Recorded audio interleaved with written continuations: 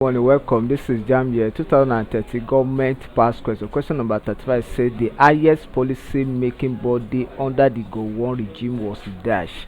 The highest policy making body under the Go1 regime was the dash. Option A say Federal Executive Council, B say Armed Forces Ruling Council, C say Provisional Ruling Council, D say Supreme Military Council. Supreme Military Council is the major policy body making under Go1 administration, and as a matter of fact, is the Supreme Military Council.